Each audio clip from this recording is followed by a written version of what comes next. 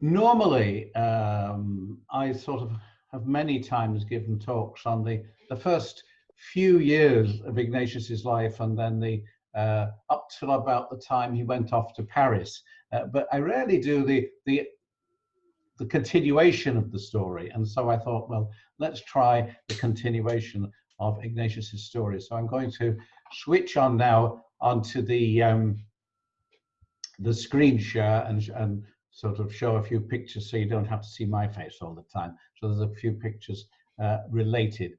We used to go, or we have gone in the past to Rome and visited the places associated with St. Ignatius. So there's some of those places come up here on the pictures there.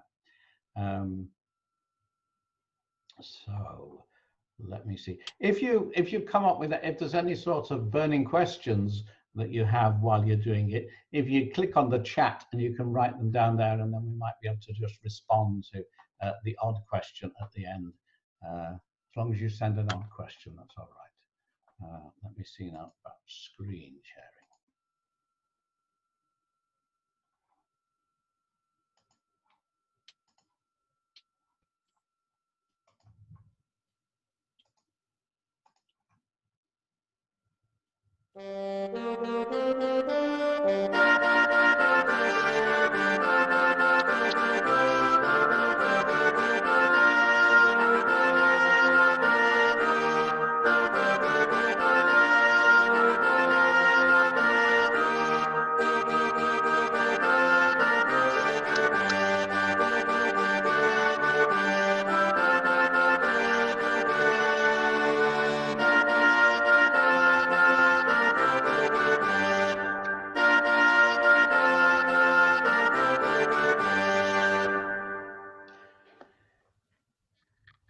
Just to bring you up to date to get Ignatius to Paris, where I'm going to sort of start. As you will probably know, if you know anything of his story, he was born in 1491 in Spain, in Loyola, in the Basque Country, brought up too in the royal courts, became a sort of a gentleman and a bit of a sort of soldier in a way. They're not quite the same as the regular army today. And he eventually, fighting against French in Pamplona, had an accident with a cannonball, which put him into recuperation for quite a long time. And there he was converted. He had a change of heart. He was converted to God. And he was very keen, and the things he wanted to do was to go off to the Holy Land and see where Jesus had been. It was very Jesus was at the center of his life after this. And he spent time in a place called Manresa, and through that he developed what became known as the spiritual exercises. And he tried to give the spiritual exercises to people very successfully, and it encouraged people to follow Christ and to take religion seriously, take their faith seriously. But he kept having trouble with the Spanish Inquisition, who kept hauling him in and criticizing what he was doing and saying, you can't talk about God unless you've been trained. So he decided he had to get trained. The Inquisition in Spain was such that it was causing all sorts of trouble. So he decided to go to France. Well, at the time, fighting the Spanish, but didn't seem to worry him too much. So he went and he studied a master's degree. And there he was looking to gather companions. Here we got a picture here of him trying to convert Francis Xavier, another Spaniard this time from Navarre, which he did. So the first companions, there was about 7 of them, 2, 4, 5, 6, 7, that's right, 7 of them there.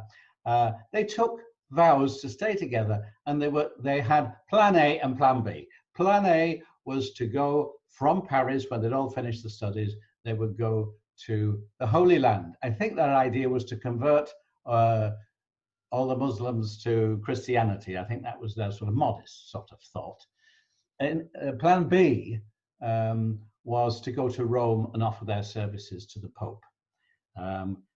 there were wars on with and fighting with the Turks, and so Plan A was not happening because it was locked down and they couldn't get, there were no ships going to the Holy Land, so they had to go instead to Rome.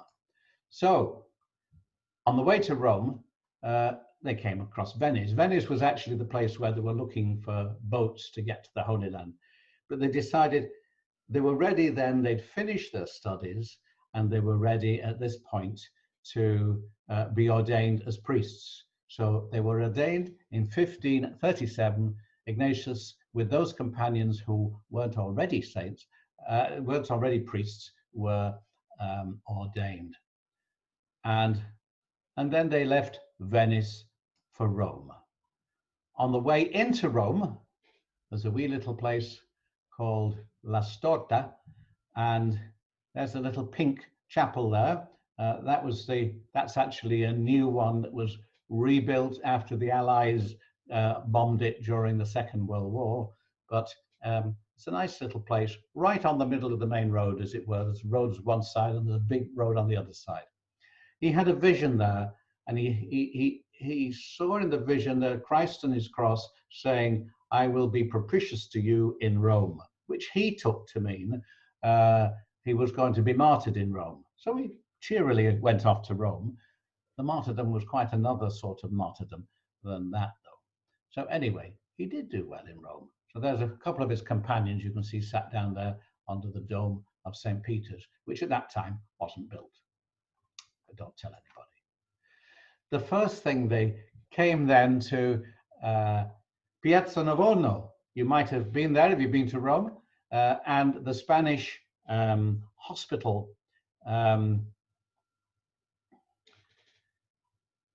This is the church that's attached to, or was attached to it. They stayed here. They visited at this time too Pope Paul III, and he gave these young priests from, they were mainly Spanish, not all Spanish, they were sort of mixed Europeans. He gave them he wanted to know what they were like. So he invited them to, he was in this place, the Castle dell'Angelo in Rome, and to a meal there. And after the meal, he invited them to talk with the cardinals and the theologians about various theological topics. They impressed the Pope, and so he was very keen on, he gave them permission to go to Jerusalem, giving them the blessings and that, and he gave them 60 ducats, which are gold coins worth quite a bit, and the cardinals and other persons present gave them more than 150 ducats. So it was a very profitable little episode, going to talk to the Pope.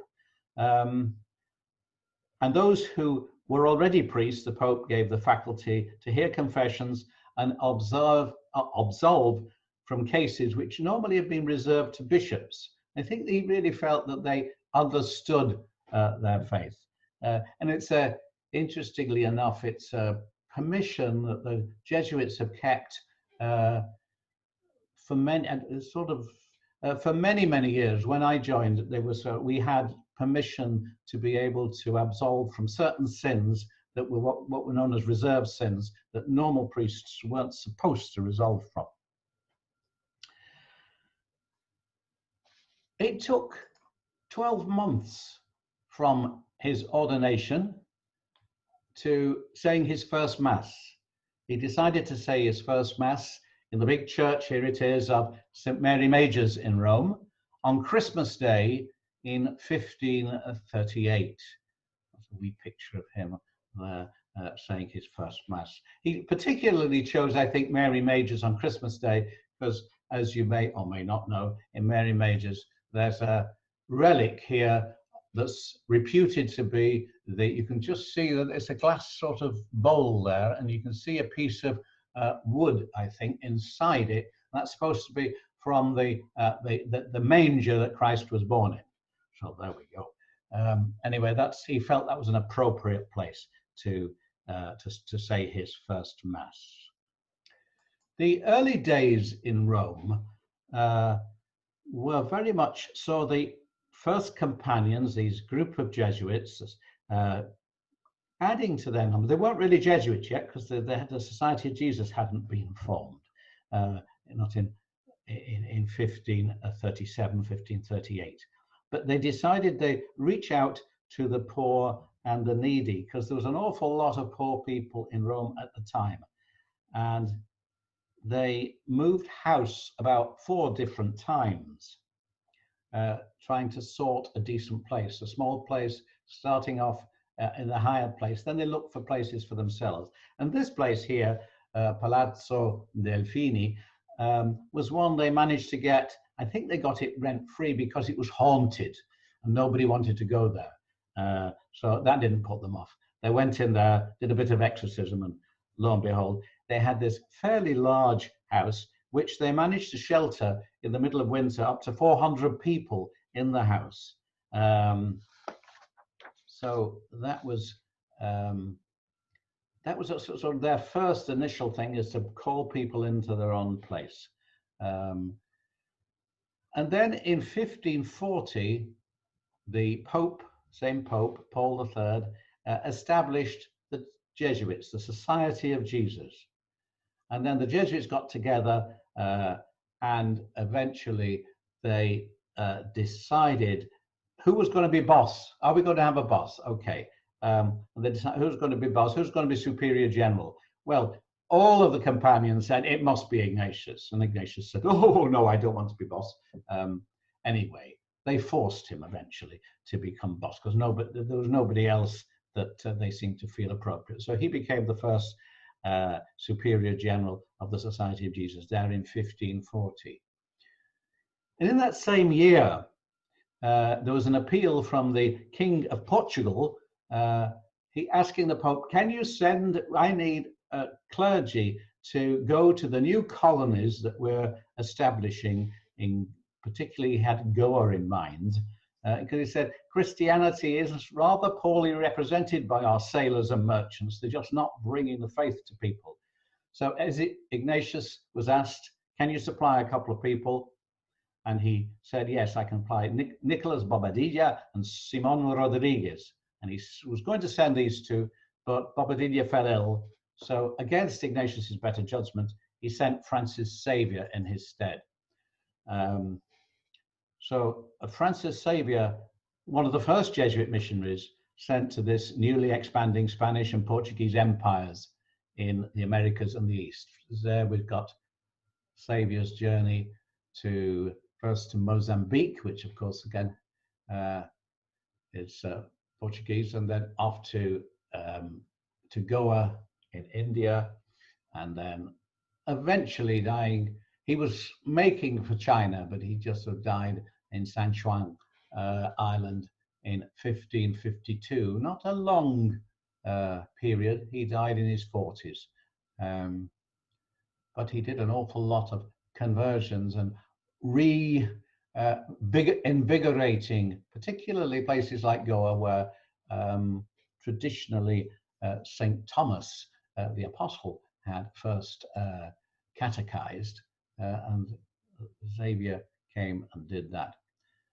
So he did that from 1541 onwards. Meanwhile, back in Rome in 1541, Ignatius established a house, he called it the House of St. Martha, a house for orphans, waifs, I love the word waif, isn't it? Waifs and beggars. So somewhere for people to stay. I think he'd seen, they'd got themselves organized in Venice, but not so much in Rome. So these sorts of establishments, and he started quite a few of them in his time, he always wanted to get a lot of the richer people to give money, first of all. Then he would start it off with a group they called confraternities, group of lay people who would run the place. And then when it was running, he'd then sort of leave it and go on to the next thing. So this was his first one in 1541. then that year too, the first Jesuits took their vows as Jesuits, as the society are now officially formed by the Pope. They went to St. Paul's outside the walls in 1541 and took their first vows. There we go. And there's Ignatius saying Mass there in taking their first vows. He carried on starting these houses. There's one in 1543 established for home for needy maidens. I'd love the term needy maidens. It was actually a house for what are called reformed prostitutes. They had places to go, but the idea before Ignatius came was that they set up convents and they put prostitutes into convents. Now, not all of them actually had a vocation to be a religious sister. So Ignatius thought, well, some of them are just ordinary women, and they just want to get married and bring families up. So his house was a home where they taught them they taught them education for work, really, to skills to enable them to earn a respectable living, safe accommodation, really. So this was another one of those houses. He established two other houses, one for Jewish and Muslim converts, men and women, and the Piazza dell'Aro Celi. That's the picture of the place, and these are a couple of. There was a time this was the time very much in Europe where Christian Europe was trying to force people to convert, and it was causing all sorts of problems. So there was a lot of poverty hanging around with this. So here we have this Ignatius deciding we need somewhere where these people can be safe and looked after, and they can look after themselves, really. During this time, the Society of Jesus was forming, people were joining, and Ignatius was writing his letters. That was his main task, really. I mean, begging for money and writing letters seemed to be one of the main jobs he was doing. He wrote over 7,000 letters in his time to men and women all over the world. He was constantly making contacts. Some contacts were looking for financial support, and some he was wanting to establish charitable and educational works. He was also responding to requests for Jesuits here, there, and everywhere. He was encouraging his Jesuits to live a good life, to do this and not do that. So they were quite, I mean, there's lots of these letters now published, and some of them are make very interesting reading. These are the his own desk and chair and cupboard. They're still there in his rooms in Rome. The rooms have been slightly have been kept, preserved, and as his desk, it's a very plain and simple desk. He was very keen on simplicity, on poverty, and he was certainly not one to want to be extravagant. I think there's a picture of him saying Mass, I think it may be our next picture, by Peter Paul Rubens. And I think the chasuble and that probably owes more to Rubens than it does to Ignatius. The actual picture of Ignatius's vestment is here, which is a fairly drab, plain white one. I don't think he'd have made a very good parish priest, though, because he was so overcome with emotion saying Mass. These Masses could last for ages, as you had to wait while he was sort of dabbing his eyes in tears. He was constantly got the gift of tears. So he was never really sort of did much, I don't think, in the way of great public masses. Jesuits started off a group who'd been getting their master's degrees at Paris, so they were known as being well educated, and therefore there was demand for educated clergy. That was part of the problem with the Reformation. The Catholic clergy at the time was not terribly well educated by and large, and so this was a desire was felt to sort of to go out and to train people and to take the standard of education up a lot. And one of the counter-Reformation result of the Counter-Reformation was the Council of Trent.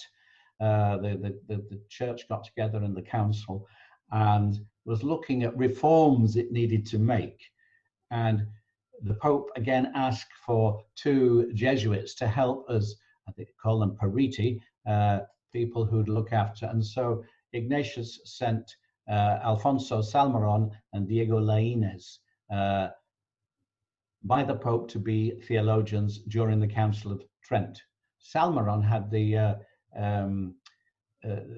good fortune to actually later on travel through Scotland to Ireland. He was made the nuncio in Ireland at one point. I don't know what happened, but it wasn't a great success because he was back within a year. But he at least he knew the home sod here.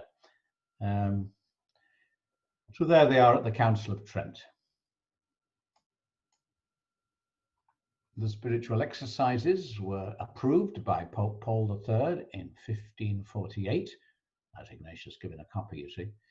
And a little later, the next Pope approved the Jesuit constitutions. They're the rule that the Jesuits live by.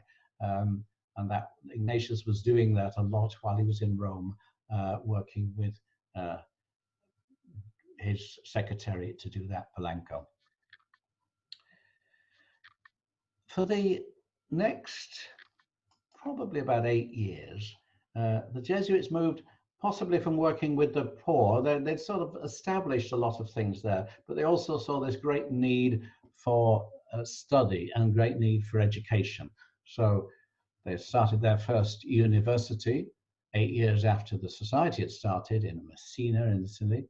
They started the Roman College, which was a full age college from boys to university level. They started a German college a few years after, and colleges were being started all over Spain, Portugal, particularly, but also Italy. There was a college in Palermo in 1549.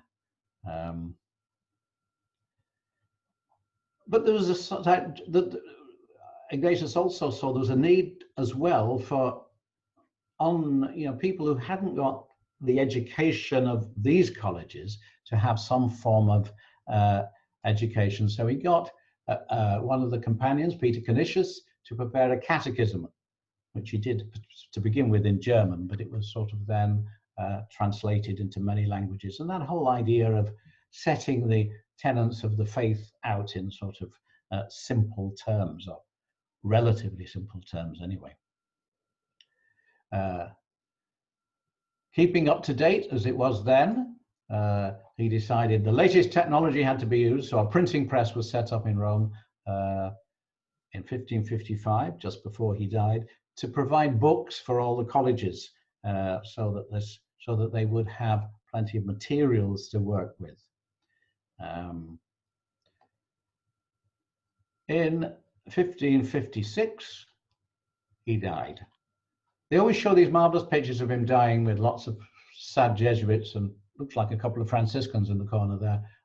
He actually died on his own. There was nobody with him when he died. He had his secretary had sent off because he knew he was on his way out, and to ask for a special blessing from the Pope. And before he got back, he died. So he died on the 31st of July, 1556, which is why today is his feast day. His body was eventually laid to rest in a big church, the Jesuits, which he'd initially sort of planned partially, but I just sort of wonder a little bit when you look at this is a silver statue with jewels and things in it and all this gilding, what he would have made of all that. As a man dedicated to poverty, I suspect he would have found it a bit of an embarrassment to see all this. It was a thing of the era, though, wasn't it? The sort of this Baroque, this era. He was canonized in 1622 along with Francis Xavier, and so there's a special feasts coming up. His conversion is 500 years next year, the 1622, the canonization. So we're sort of preparing, certainly they are in Europe, for a lot of celebrations of Ignatius in the next couple of years. At that point, I'm going to stop the sharing.